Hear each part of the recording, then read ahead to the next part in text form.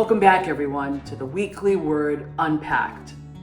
I'm your biblical and liturgical guide, Joanne Mercier, pastoral associate for the Taunton Catholic North Collaborative in Taunton, Massachusetts.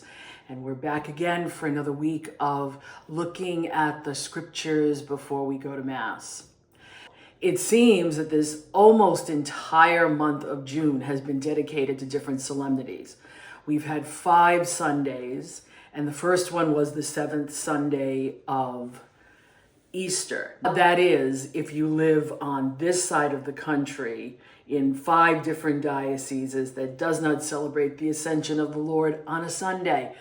Massachusetts, Rhode Island, Connecticut, we're still celebrating the Ascension on a Thursday, as it should be. That's all I'll say. But it seems this entire month has been full of solemnities. We started with Pentecost on the 8th, moved to Trinity on the 15th. Last week was the Most Holy Body and Blood of Jesus. That was the 22nd. And now, June 29th, we're looking at the Solemnity of Saints Peter and Paul. Now, this is a fixed feast. It shows up always on June 29th. But June 29th falls on a Sunday, depending on your leap year, every 6 to 11 years. So this is one of those times where we get to celebrate this feast on a Sunday. And it's an important feast because they actually represent, and this is why their feasts are celebrated together, the dual importance of our church. Because our church is both universal and local.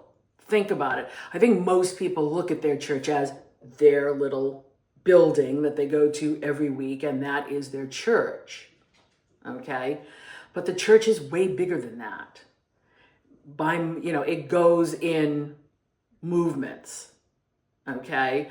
So you have your church, and then you have your diocese. Now, there is a phenomenon here called collaborative, and this is one thing that we are part of in Taunton. We are part of a 3-parish collaborative. So we have 3 parishes working together. And that takes a little doing because each church is a little different. Then you have your diocese, which is all the churches in a particular area governed by a bishop. Then you have what's called a metropolitan see. That is an area of dioceses headed by an archbishop. So in Massachusetts, for example, the entire state of Massachusetts, all the different dioceses, and there are Fall River, Worcester, Springfield, and Boston. Boston is the archdiocese, and Archbishop Henning is the metropolitan see. In fact, on this day, the 29th of June, he will be in Rome receiving his pallium. And that's a whole other story, and I'll explain it at another time. But then you go from that to a bishop's conference, which is the United States has a bishop's conference, and they have a body of leaders. And then you have the Vatican.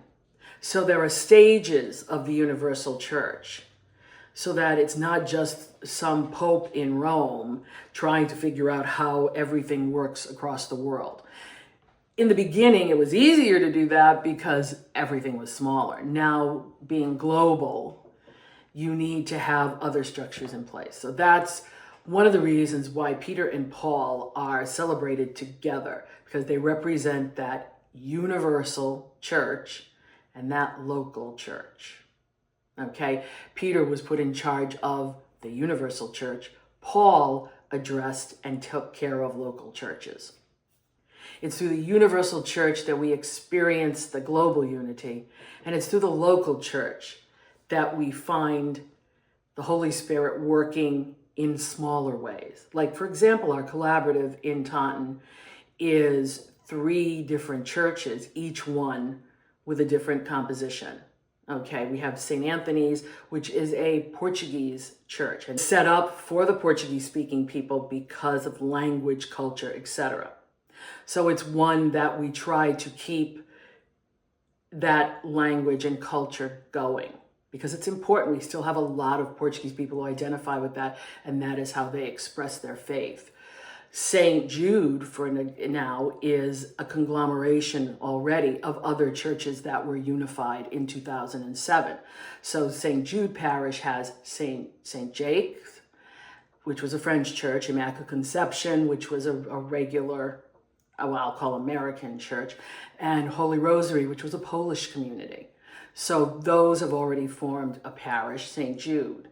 And then we have St. Mary's, which is the oldest church in Taunton, and one that is immediately identifiable when you drive up 138. I have to figure out which road I'm up Broadway. Broadway is a lot better saying. When you drive up Broadway, you see that church coming right at you. So, in a sense, belonging to these communities, yes, we can stay insular and just think about the churches small, but the church is way bigger. So both Peter and Paul's The Solemnity helps us to remember that. And I'm glad it's on a Sunday because, again, we don't get to hear these readings very often. And it's one of those solemnities that has a vigil set of readings and mass, separate mass, and day of the day readings. And we get that throughout the year. Unfortunately, the practice has happened where how shall I say this? If for expediency, for uniformity, for whatever, we forget the vigil masses and we just pick the readings of the day. But each of these masses has a different focus. This is sort of a monastic tradition. You would get a vigil before a celebration the next day because, again, the church looks at a Sunday as starting from sundown or sort of on Saturday, the old Jewish way, through sundown on Sunday. So if you do the Liturgy of the Hours, for example, what you're going to get for evening prayer before a Sunday is, it says evening prayer 1 for Sunday. And then on Sunday night, you get evening prayer 2. This is how these vigils came about. You would get the vigil of the day prior. So Christmas is the only one that has 4 different sets of masses for that celebration. There's a vigil, there's a midnight, there's a mass at dawn, and a mass during the day. Easter has an Easter vigil before Easter day proper. Two totally different celebrations. Pentecost also has a vigil and a day, and the vigil of Pentecost was longer in the old days, but now it's reduced to, a little bit smaller scale. So you have that. We just celebrated on Tuesday of this week the Nativity of John the Baptist. That also has a vigil and a separate vigil and separate day readings. Peter and Paul, of course, this weekend.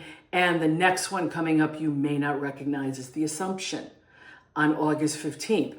August 14th is a vigil. If we still do vigil masses, it should be the vigil mass. And then for the Assumption itself that day, it's the day readings. Again, they have different focus, but it's good to hear the different focus. Not that you have to go to both, but it's still the same celebration. It just has an extension because of how important it is.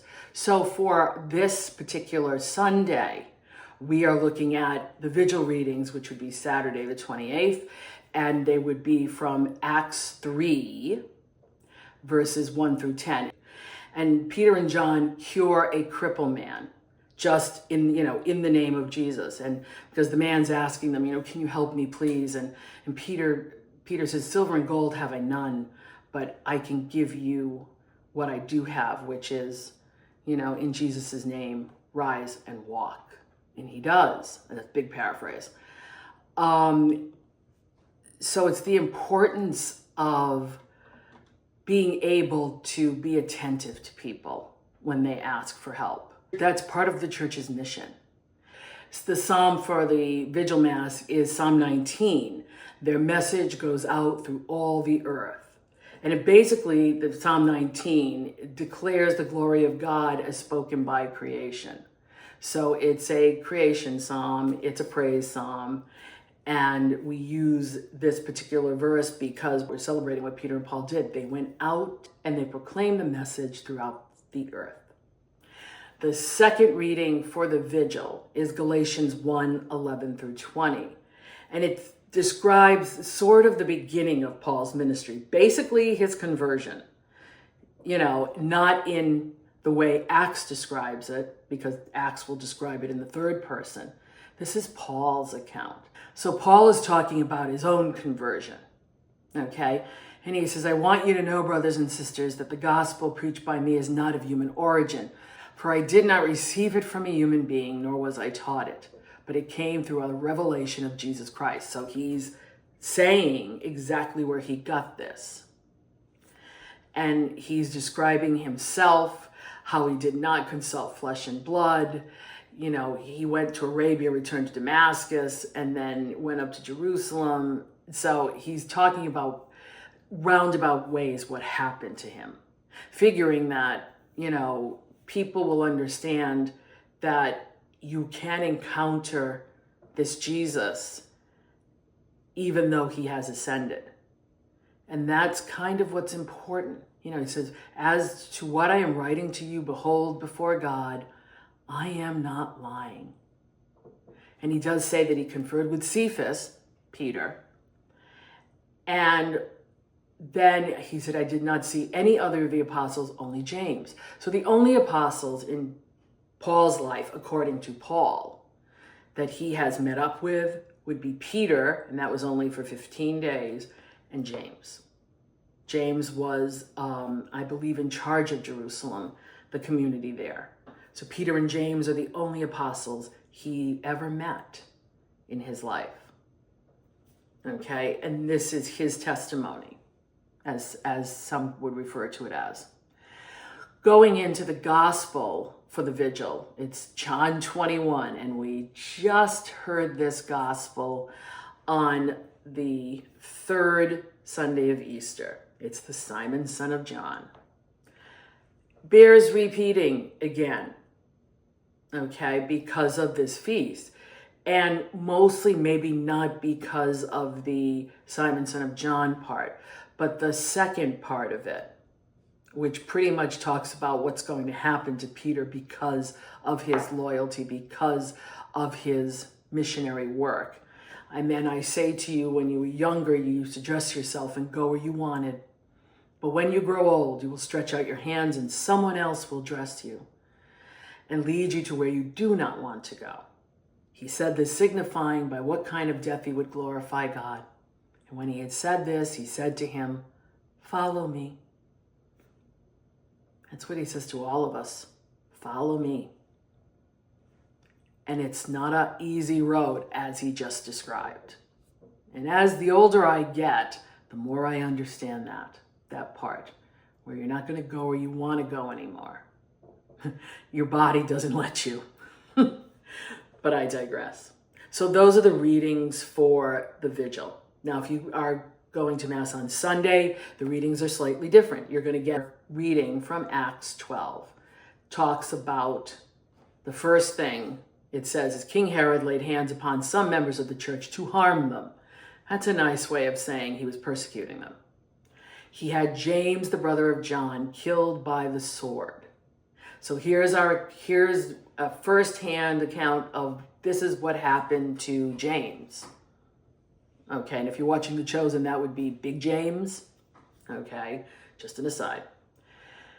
And when he saw that this was pleasing to the Jews, he proceeded to arrest Peter also. It was the Feast of Unleavened Bread, and that is put in there particularly for a reason. What happened on a previous Feast of Unleavened Bread? We had the Last Supper, and we had the arrest of Jesus. Okay? The same thing is happening to Peter. It says he had him taken into custody and put in prison under the guard of 4 squads of 4 soldiers each. 16. Okay, we're talking 16 soldiers guarding one man. Okay, in chains. Okay, but of course, he doesn't stay there for long because the angel of the Lord comes and taps Peter on the shoulder and the chains fall, and Peter is told to put his belt, sandals, get your cloak, and follow the angel out. And he's thinking it's a vision while he's in there, but they pass all the guards, the gate opens by itself, and they're down the alley and out. A little different from what happens when Jesus is in prison on that other feast of unleavened bread. But it's done as a parallel to show that Peter is saved to continue the work of the Lord. Psalm is 34 for that morning, but it's not the taste and see. Refrain as the angel of the Lord will rescue those who fear him. And again, Psalm 34 is a praise psalm, so it can be used in many different ways. And here we're going back to what's just happened in the first reading in the book of Acts. The second reading, now focusing on Paul, is from Paul's letter to Timothy, chapter 4. And this is one that you hear sometimes at funerals. And it's I, Paul, already being poured out like a libation, and the time of my departure is at hand. I have competed well. I have finished the race. I have kept the faith. That one's a strong one for me as I get older.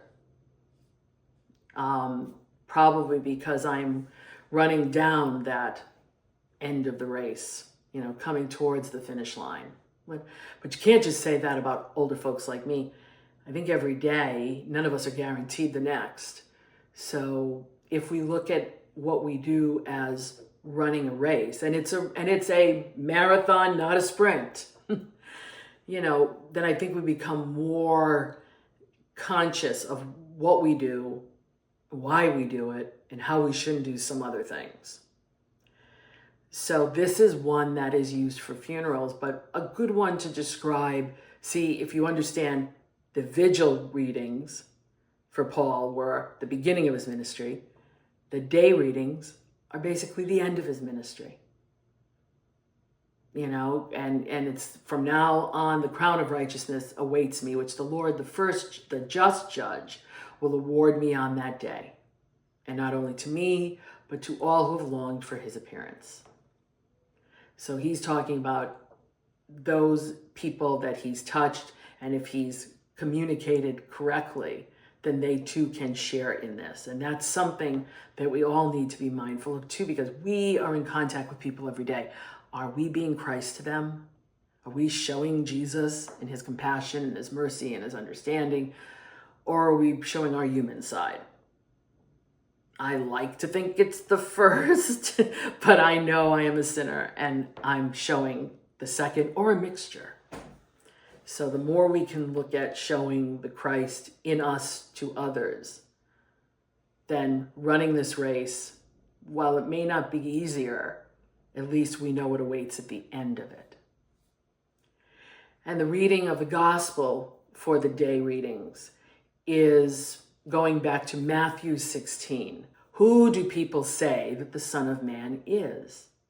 And of course, some say Elijah, some say John the Baptist, Jeremiah, but Simon Peter says simply, you are the Christ, the Son of the living God.